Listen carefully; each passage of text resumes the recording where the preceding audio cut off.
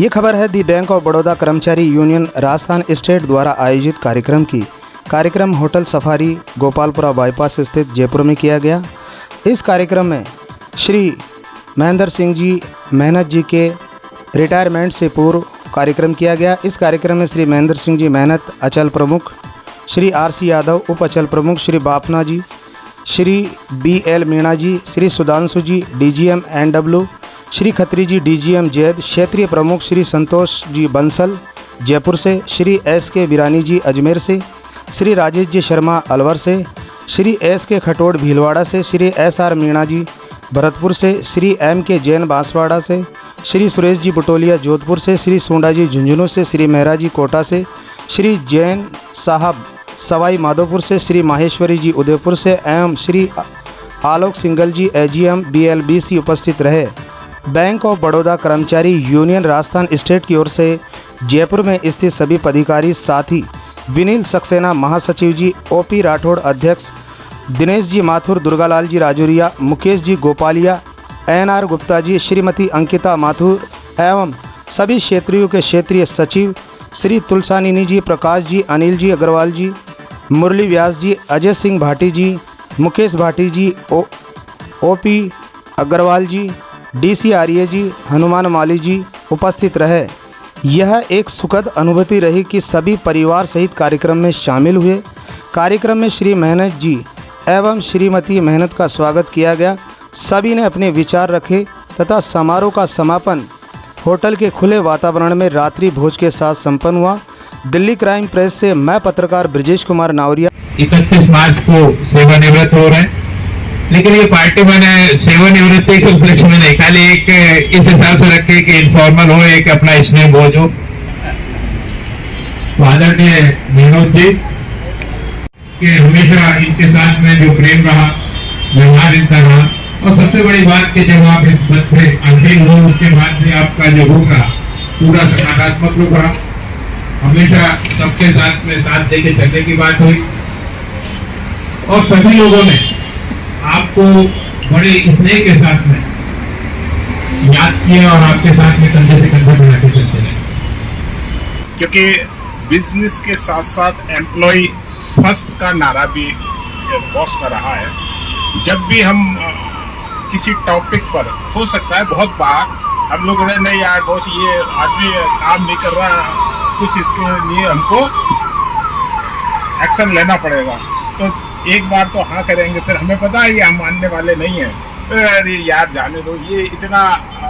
तो ये जो मोटिवेशन है एम्प्लॉय फेवर में जो इनका माइंड चलता है, तारीफ काबिल है और कंटिन्यू सीखने की ज़रूरत है। हम जैसे लोगों को, हमारे साथ जितने लोग हैं, इनकी हर पॉइंट को सीखने की ज़रूरत है। मुझे देखिए, मैं अपनी बातों को कुछ को रिजर्व रख रहा हूँ, मुझे आगे भी तो मैं कुछ बातों को रिजर्व रख रहा हूँ, तो मैं पूरे अपने नहीं कहना चाह रहा ये पर मैं इनके उज्जवल भविष्य की कामना करता हूँ। धन्यवाद। लेकिन जैसा कभी बंसल साहब बोल रहे थे कि बैंक इनको कुछ न कुछ अपॉर्चुनिटी देने वाला है, तो हम लोग उम्मीद करते हैं कि आशा करते हैं और शुभकामना करते हैं कि हमें दूसरे रोल में जो है मोनो साहब का जो है मार्गदर्शन मिलता है। और साथ ही मैं ये भी बताना चाहता हूँ कि मैं भी 31 मार्च को रिलीव हो रहा हूँ, तो कल मजाक में जो है कुछ रीजनल एड्स कह रहे थे भाई मनोज जी और आपकी कल अजमेर विंग की बात है शायद, कि आप लोगों की जो है दमवीर की जोड़ी जो है, तो मनोज साहब जा रहे थे कि आप भी बोले जयपुर जोन छोड़ के जा रहे हैं, मतलब तो मैं भी 31 मार्च को मनोज साहब के साथ में रिलीव हो रहा हूँ। सो डेफिनेटली मनोज साहब का जो मार्गदर्शन है वो इस जोन के लिए एक बहुत ही एक स्वर्णिम अक्षर में लिखा जाएगा। सो हम आपके सर उत्तम स्वास्थ्य की कामना करते हैं और साथ ही आपसे उम्मीद करते हैं कि आपका मार्गदर्शन जयपुर जोन को हमेशा बना रहेगा। Thank you very much. Manoj साहब, अपने आप में जब आप प्रमोट होके सबसे पहले बेलोर के पास कोटड़ा शाखा में है, तो हमारी पहली मुलाकात कोटड़ा शाखा में हुई बेलोर में। उसके बाद आप शायद भादुर ब्रांच में ज्वाइन किया, अलग अलग स्थानों, उसके बाद भीलवाड़ा रीजन, अजमेर में रेलवे कैंपस, तो आप railway campus DRM office, sorry, तो आपके जगह जहाँ जहाँ काम किया इन्होंने अपना वर्क इज वर्कशिप, सिर्फ कार्य के ध्यान दिया, इसके अलावा स्टाफ का हर स्टाफ को फोटो से बंदे बनाकर काम करने के लिए प्रेरणा दी।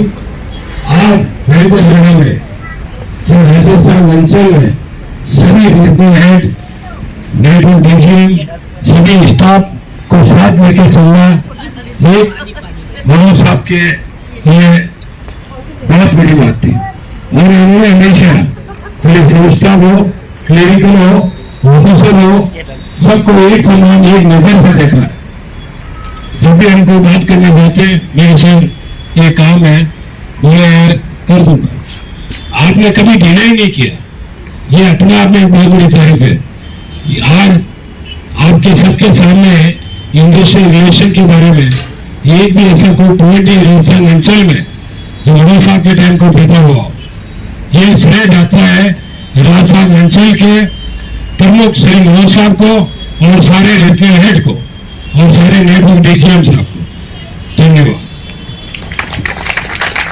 मनोज साहब, वी आर वेरी लकी कि हमको अंचल के अंदर सभी अपने नोन और सभी राजस्थान के अधिकतर एग्जीक्यूटिव मिले हैं और उसकी वजह से हम अखिल भारतीय बैंकिंग के अंदर बैंकिंग क्षेत्र में अखिल भारत में बैंकिंग क्षेत्र में इस प्रतिस्पर्धा के युग के अंदर बैंकिंग में प्रथम स्थान प्राप्त कर रखे हैं।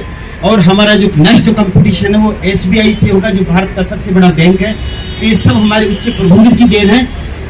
और दूसरा हमारा उसके साथ ही जो बैंक ऑफ बड़ौदा कर्मचारी यूनियन है जो काफ़ी समय से इन 75 सालों से मैं देख रहा हूँ 100 साल के अंदर हम 100 साल पूरा कर चुके बैंक ऑफ बड़ौदा में 75 सालों से हम लोग मेजोरिटी में रहे हैं। उसकी वजह से हमारे उच्च प्रबंधन के साथ अच्छे संबंध रहे हैं। उसकी वजह से किसी तरह की आईआर प्रॉब्लम नहीं हुई है और ये आईआर प्रॉब्लम नहीं होने की वजह से हम लोगों ने बैंकिंग क्षेत्र के अंदर कभी bank of Baroda loss making नहीं रहा। और इस प्रतिस्पर्धा के युग के अंदर हम लोगों ने अखिल भारत के बैंकिंग क्षेत्र में हमारा नाम स्थापित कर रखे हैं।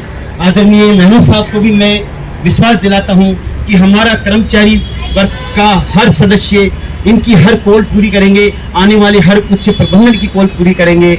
और इस बैंक ऑफ बड़ौदा को हम जिस तरह से बहुत बढ़ के अंदर कम्पीट किया है वैसे एसबीआई को कम्पीट करके हम अखिल भारत में आगे निकलेंगे, मैं इनको ऐसा विश्वास दिलाता हूँ। और हम ये मनोज साहब सेवानिवृत्त हो रहे हैं लेकिन ये हमारे दिलों में रहेंगे। बैंकिंग सेवाओं से सेवानिवृत्त हो रहे हैं लेकिन बैंकिंग सेवाओं से निवृत्त हो रहे हैं, हम लोगों से रिलीव नहीं हो रहे हैं, हम लोगों से सेवानिवृत्त हो रहे हैं। हम इनके साथ हमेशा हैं, जब भी कभी किसी तरह का भी कोई काम होगा तो हमें याद करेंगे और जयपुर क्षेत्र में पधारेंगे या कभी हमारे सदस्य कहीं भी मिलेंगे तो उनको किसी तरह का काम हो तो उनको आग्रह करें। हम हमेशा इनके साथ हैं। हम सभी इनके अच्छे स्वस्थ और दीर्घ आयु की और अच्छे स्वास्थ्य की कामनाएं करते हैं। ये हमेशा स्वस्थ और मस्त ऐसे रहें। अगर कोई है तो आप सब लोग हैं जो सामने बैठे हुए हैं, क्योंकि एक आदमी कभी भी कोई भी अचीवमेंट कभी नहीं कर सकता। एक टीम होती है जो कि किसी आयाम को मुकाम तक पहुंचाती है। अगर राजस्थान अंचल या जयपुर अंचल कहें, अगर टॉप की स्थिति में है तो वहाँ के कार्य करने वाले एक एक कर्मचारी, एक एक अधिकारी, ये सब इसके पात्र हैं कि इन सब ने मिलजुल कर इस क्षेत्र को इतना ऊपर बढ़ाया कि आज पूरा सम्मान देश भर में, हमारे अंचल का सम्मान देश भर में है। बैंक ऑफ बड़ौदा की जहाँ तक सवाल है, ये डिफरेंट बैंक है और टॉप क्लास नेशनलाइज्ड बैंक है। और ये बैंक क्यों टॉप क्लास है? क्योंकि इसकी मानव संसाधन जो है वो टॉप क्लास है। कोई भी बैंक ईंट और पत्थर से या किसी और चीज़ से कभी भी अच्छा नहीं हो सकता। अच्छा कब हो सकता है? जबकि उसको संचालन करने वाले बहुत ही बेहतरीन तरीके से संचालन करते हैं और बेहतरीन प्रेजेंटेशन सोसाइटी के सामने करते हैं। और बिजनेस के जो आयाम है बैंकिंग के मापदंड के, उनमें सबसे अच्छे आयाम और सबसे अच्छे तरीके से जो निष्पादन करते हैं, अचीवमेंट करते हैं या सोसाइटी को सर्व करते हैं या कस्टमर की सेवा करते हैं या जो भी व्हाट आर द पैरामीटर्स। सो उन सभी पैरामीटर्स में अगर हमारी रैंकिंग की जाए बड़ौदियंस की, तो हम टॉप क्लास बैंक के रूप में, इवन कई मामलों में एसबीआई से बहुत बेहतरीन तरीके से हम लोग उभर के आते हैं। एसबीआई का क्योंकि एक एक्ट अलग है, एसबीआई का नेटवर्क अलग है, एसबीआई का साइज अलग है, तो it is a different bank. But in nationalized bank if we compare with bank of Baroda and other nationalized bank, तो दूसरे नेशनलाइज्ड बैंक ऑफ बड़ौदा के सामने कहीं नहीं ठहरते। और उसका जो डिफरेंस है वो हम सब लोग हैं जिन्होंने इस बैंक को इतना ऊपर उठाया। मेरी आप सब लोगों से यही प्रार्थना है कि जो भी हमारी आने वाली पीढ़ी है हम सब उसको ऐसा तैयार करें, क्योंकि मेंटरिंग जो है प्रोसेस वो that has been percolated, that has been I think ऊपर से नीचे की ओर जाता है मेंटरिंग प्रोसेस। और जिसको ज़्यादा अनुभव है वो ज़्यादा बैंक को जानता है, ज़्यादा सीजनड है, ज़्यादा समझदार है और ज़्यादा अच्छे तरीके से बहुत ही अच्छे तरीके से बैंक को संचालन करने में सक्षम होता है। और वो जो जिस तरीके से उन्होंने बैंक की इमेज को क्रिएट किया है वो इमेज अगर नीचे तक जाएगी और आने वाली पीढ़ी को जब वो प्रवेश करेगा तभी से मेंटरिंग शुरू हो जाएगी, तो कोई कारण नहीं है कि बैंक ऑफ बड़ौदा कहीं भी पीछे रहेगा। तो हम सब की जिम्मेदारियाँ जो भी पीढ़ी सीनियर पीढ़ी है उसकी जिम्मेदारियाँ और बढ़ जाती है कि आने वाली पीढ़ी की मेंटरिंग में कहीं कमजोरी न रहे। और जहाँ तक कार्य करने की इच्छा का सवाल है, कोई भी आदमी ऐसा नहीं है दुनिया में जो अच्छा कार्य नहीं करना चाहता। हर आदमी जो भी अपना जीवन जी रहा है, अपना जीवन बहुत अच्छा करना चाहता है, बहुत मन से जीना चाहता है, बहुत अच्छी सोसाइटी को सर्व करना चाहता है, अच्छा इंसान बनना चाहता है। सिर्फ उसको जो कार्य क्षेत्र और जो जिस तरीके का मंच मिलता है उस मंच के हिसाब से वो अपना एक्ट कर पाता है। सो आप सब लोग एक मंच के क्रिएटर हो, आप सब लोग इसके मंच के बनाने वाले हो। आप जैसा क्रिएट करोगे वो मंच वैसा बढ़ेगा। आप अगर स्ट्रिक्ट रहे कि ऐसा मंच मैं क्रिएट करूँगा और ऐसा मंच मैं बनाऊँगा तो बन के रहेगा। सो गुजारिश यही है कि बैंक ऑफ बड़ौदा को बहुत आगे पहुँचाए, बहुत आप लोग ऊंचाई पे पहुँचे, बहुत प्रमोशंस आपके हो, आगे जीवन में बढ़े और सबको बैंक ऑफ बड़ौदा के जो भी आने वाली पीढ़ी है और वर्तमान पीढ़ी को ऊंचाई तक ले जाए। बहुत बहुत शुभकामनाएं आपको। Thank you. एंड लास्टली जो कर्मचारी यूनियन को मैं विशेष रूप से थैंक्स कहूँगा कि हम सबको असेंबल किया और एक बहुत अच्छा प्रोग्राम किया और बहुत मन से किया। मिलिल जी और राठौड़ जी और इनकी टीम को कि आप लोगों ने बहुत मन से प्रोग्राम किया और मैं कभी आपके संगठन का हिस्सा रहा हूँ और हमेशा मेरे दिल में आपके प्रति स्नेह रहेगा। Thank you very much. Thanks to all. Thank you. मैं तो ये सोचता हूँ कि आने वाला समय में आप और अधिक एनर्जी के साथ में काम करेंगे और ये तो निश्चित है कि सभी ने बोला कि हाँ घर में आप समय ज्यादा दे पाएंगे और सारी इच्छा पूर्ति करेंगी। भाभी जी भी वो तो सारी चीजें वो बाद में धीरे धीरे जैसे बापना जी ने बताया और लोगों ने बताया, विशेषकर बंसल साहब ने बहुत कुछ बताया इनके बारे में। तो निश्चित रूप से वो सब तो घर के काम तो सब करते हैं, कोई बोल देता है कोई नहीं बोलता है ना। क्योंकि ये जो नारी शक्ति की जो बात कही ना, तो ये नारी शक्ति कहती है जहाँ पे सबकी शक्तियां खत्म हो जाती है ना। हम अपनी शक्ति हर जगह दिखाते हैं लेकिन यहीं पे रह जाते हैं, गड़बड़ हो जाते हैं। तो ये तो सारी चीजें व्यवस्था का एक सिस्टम है, चला आ रहा है कि एक यही समय है जब जो निश्चित होता है कि हमें चाहे हम कितने भी सक्षम हो लेकिन एक सरकार की नीति है उसके हिसाब से हमें पद को त्याग करना पड़ता है। तो मैं तो मेहनत साहब के बहुत अच्छे भविष्य की कामना करता हूँ और उनके स्वस्थ जीवन की कामना करता हूँ। परिवार में बहुत सुख समृद्धि रहे, सारा अच्छा रहे और जल्दी से जो भी दिक्कतें महसूस हो रही है भाभी जी को विशेषकर वो भी जल्दी से ठीक हो जाए। और आने वाले समय में आप हमें, मैं तो ये कहूँगा कि आपका चूंकि बहुत नजदीक में है तो आप हमें मार्गदर्शन देते रहेंगे, क्योंकि मार्गदर्शन प्राप्त करने की कोई सीमा नहीं होती। हर स्टेज पे हम लोग कुछ ना कुछ सीख रहे हैं और सीखने का प्रयास भी करते हैं। और विशेषकर मैं अपने आप को हमेशा ये महसूस करता हूँ जब भी हमारे कोई सीनियर्स लोग आते हैं तो उनसे जब बात करने का मौका मिलता है तो मेरे को बहुत प्रसन्नता होती है। और जब हमारे बीच के लोग बहुत ऊंचे पदों पर जाते हैं और उनको कहीं हम मिलने जाते हैं, मैं डिफरेंट बैंक्स में हमारे साथी लोग, बहुत सारे साथी क्या मेरे सीनियर लोग जो भी गए तो मैं उनके पास में सदैव जाता रहा। अलग अलग कैपेसिटी में वो गए, हर कैपेसिटी में मैं उनसे मिलता रहा उनके पास जाके, लेकिन कभी ऐसा महसूस नहीं हुआ हमें कि हम ये कभी हमारे साथ में काम कर रहे थे आज कहीं ईडी बन गए, कहीं चेयरमैन बन गए। तो सबसे वैसा का वैसा ही हमारा व्यवहार रहा। तो मेरा तो मनोज जी से भी यही आग्रह है कि आप अपना व्यवहार, आपका स्नेह हमारे ऊपर बनाए रखिएगा और हमें काम करने में, क्योंकि देखो संगठन को काम करने के लिए बहुत सारी मार्गदर्शन की आवश्यकता होती है और जब कोई मैनेजमेंट रहा तो वो किस किस संगठन को परेशान करते हैं वो हमें थोड़े इनपुट समझ मिल जाएंगे ताकि हम उस तरीके से उनको देख के आगे बढ़ सके कि हमारा आगे वाले जो भी हमारे जोनल हेड रहे वो कम से कम हमारे ऊपर इस तरह से अत्याचार ना कर पाए ना। क्योंकि ऐसा नहीं कि महबूब जी ने हमारे ऊपर कोई अत्याचार किया है। पूछा था मेरे से, इसका मैं जवाब नहीं दे पाया। क्या प्रश्न हो सकता है? एक प्रश्न आपने अभी मेरे से पूछा था जिसका मैं जवाब नहीं दे पाया। नहीं अभी आप मेरे रीजनल हेड से पूछ लेना। नहीं लेकिन बहुत मेरा कभी गुस्सा आता है या नहीं? नहीं मैंने इनको अभी बैठे थे मैंने बॉस मैंने कभी आपको गुस्सा होते हुए देखा नहीं। I am the toughest journalist. हाँ नहीं टफ होना और गुस्सा होना दोनों चीजों में फर्क है। एक बार मैंने इनसे जरूर पूछा था कि सर कैसा आपका वर्किंग है, तो उन्होंने कहा कि देखो मैं 2-3 बार तो लोगों को समझाता हूँ, अगर फिर नहीं समझते तब मेरे को थोड़ा सा हार्ड होना पड़ता है, लेकिन शायद ऐसा कभी नौबत नहीं आया कि इनको हार्ड होना पड़ा, क्योंकि मेरे को कभी इनके साथ में दिक्कत नहीं आई। मैं इनको चाहे जब फोन करके परेशान भी करता था, कभी मैं 10 बजे भी फोन किया हुआ लेकिन उन्होंने बराबर मेरा फोन उठाया, कभी भी फोन किया तो उसको अगर ये कहीं मीटिंग में भी हो तो मेरे पास मैसेज जरूर आता था। और मैं इनको ये जरूर बोलता था, कभी मैंने 11 बजे फोन किया तो पता लगा मीटिंग है, तो इनको रात को 8 बजे फोन आता। मैंने कहा बॉस अभी तक क्या कर रहे हो? बोले तुम्हारा 11 बजे फोन आया था ना मेरे पास। अरे मैंने कहा 8 बजे तक आप बैंक में बैठे हो? तो मैं हमेशा इनका जो वर्क स्टाइल है उसका मैं हमेशा कदर किया, और उसी कारण से कि हमारा राजस्थान जोन इतना आगे बढ़ा और हम सभी मिलके और हमारे जितने भी क्षेत्रीय प्रमुख हैं निश्चित रूप से सभी को हर समय हमारे जो सीनियर्स हैं उनसे सीखने का मौका मिलता है और हम उसी तरह से आगे बढ़ते रहेंगे। और एक बार मैं पुनः आप सभी के यहाँ आने के लिए मैं धन्यवाद देता हूँ। तो साहब जब विदा हो रहे हैं तो मैं मांगता हूँ देश के बाद साहब रुकने वाले नहीं है। कुछ गाने की लाइनें याद आ रही है।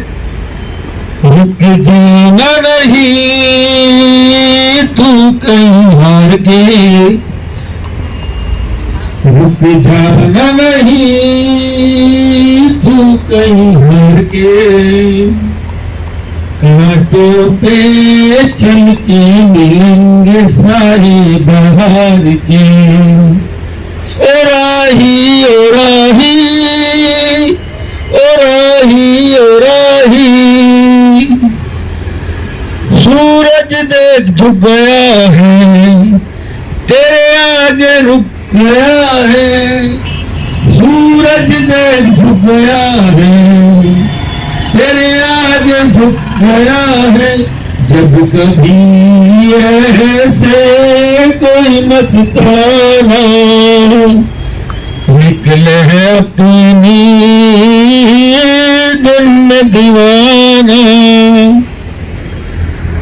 शाम सुहानी बन जाते हैं दिन इंतजार के। ओ राही ओ राही ओ राही ओ राही, रुक जाना नहीं तू कहीं हार के, कांटों पे चल के मिलेंगे सारे बहार के। Thank you. जो तीनों लोग जो मंच पे बैठे हैं वो तीनों के तीनों लोग मेरी बैंकिंग यात्रा की शुरुआत से मेरे प्रेरणा स्रोत रहे हैं। Since my joining in the bank of Baroda, तो आई स्ट्रेंथ, ये मेरा सौभाग्य है कि मैं मेहनत साहब के जो यूनियन ने जो एक इनफॉर्मल जो फेयरवेल रखा है उसके लिए जो 2 लाइन मेरे को गाने का अवसर दिया।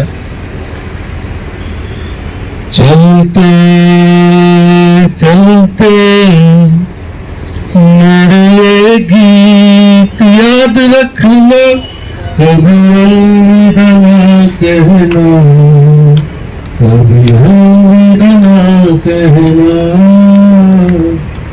रोते हंसते बस यूं ही गुनगुनाते रहना, कभी अलविदा ना कहना, कभी अलविदा ना कहना। मुश्किल है गाना बट आ चल के तुझे मैं लेके चलूं एक ऐसे गगन के तले, जहाँ गम भी न हो आंसू भी न हो, बस प्यार ही प्यार पले। एक ऐसे गगन के तले चल के तुझे मैं लेके चलूं ऐसे गगन के तले, जहाँ गम भी न हो आंसू भी न हो, बस प्यार ही प्यार पले ऐसे गगन के तले। आगे गाने के सूरज की पहली किरण से आशा का सवेरा जागे, चंद्रा की किरण को छूकर घनघोर अंधेरा भागे। कहीं धूप खिले कहीं छाँव में लंबी सी डगर, जहाँ गम भी न हो आंसू भी न हो, बस प्यार ही प्यार पले एक ऐसे गगन के तले। Thank you. रहे न रहे हम महका करेंगे, बनके कली बनके सबा बागे वफा में। रहे न रहे हम जब हम न होंगे, जब हमारी याद में तुम रुकोगे, चलते चलते अश्कों से भीगी चांदनी में एक सदा सी सुनोगे, चलते चलते वहीं पे कहीं, वहीं पे कहीं हम तुमसे मिलेंगे, बनके कली बनके सबा बागे वफा में। रहे न रहे हम महका करेंगे, बनके कली बनके सबा बागे वफा में। रहे न रहे हम।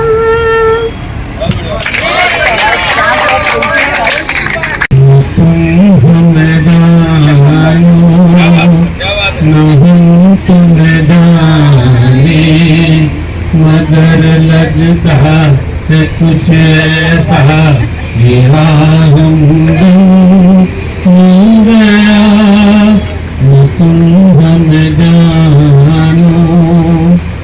ये मौसम ये रात चुप है, होठों की बात चुप है, खामोशी सुनाने चली दास्तां। ये मौसम ये रात चुप है, होठों की बात चुप है, खामोशी सुनाने चली दास्तां। नजर बन गई है दिल की जुबान, न तुम हमें जानो न हम तुम्हें जाने। मगर लगता है कुछ ऐसा मेरा हमदम हो गया, न तुम हमें जानो। जैसा कि सभी ने अपनी अपनी कला के हिसाब से बोला, मैं अपनी ज्यादा नहीं कह के इतना ही कहूँगा कि एक अमिताभ बच्चन की फेमस कविता आपके सामने प्रस्तुत करना चाहूँगा। लहरों से डरकर नौका पार नहीं होती, कोशिश करने वालों की हार नहीं होती, कोशिश करने वालों की हार नहीं होती। इन्हीं चींटी नन्ही चींटी जब दाना लेकर चलती है, चटती दीवार पर 100 बार फिसलती है। मन का विश्वास रंगों में सांस भरता है, चढ़कर गिरना गिरकर चलना में अखरता है, आखिर उसकी मेहनत बेकार नहीं होती। कोशिश करने वालों की हार नहीं होती। डुबकियों सिंधु गोताखोर लगाती है, डुबकियां सिंधु गोताखोर लगाती है, जा जाकर खाली हाथ लौट कर आता है। मिलते नहीं सेज में मोती गहरे पानी में, बढ़ता दुगना उत्साह इसी हैरानी में, बढ़ता इतना उत्साह इतनी हैरानी में। ये कोशिश करने वालों की हार नहीं होती, कोशिश करने वालों की हार नहीं होती। असफलता एक चुनौती है स्वीकार करो, असफलता एक चुनौती है स्वीकार करो, क्या कमी रह गई देखो और सुधार करो। जब तक मैं सफल हो नींद चैन त्याग तुम, संघर्ष का मैदान छोड़कर तुम मत भागो। कुछ किए बिना जय जयकार नहीं होता, कोशिश करने वालों की हार नहीं होती। ये हमारे जोनल हेड साहब के लिए है, जो क्या है कि हमने जो भी सीखा है मैनेजमेंट का, जो भी हमने सीखा है हमारे साहब से हमने बहुत कुछ सीखा है। जब भी साहब की एक कॉल होती है तो हम लोग क्या है कि जंगे मैदान में क्या है कि तैयार होकर लड़ाई लड़ के तलवार लेके जाते हैं। जिस तरह झांसी की रानी तलवार लेके चलती है, उसी तरह हम लोग भी मैदान में कूद जाते हैं। यही हमने साहब से सीखा है। इसी के साथ मैं अपनी वाणी को विराम देता हूँ। थैंक यू, धन्यवाद।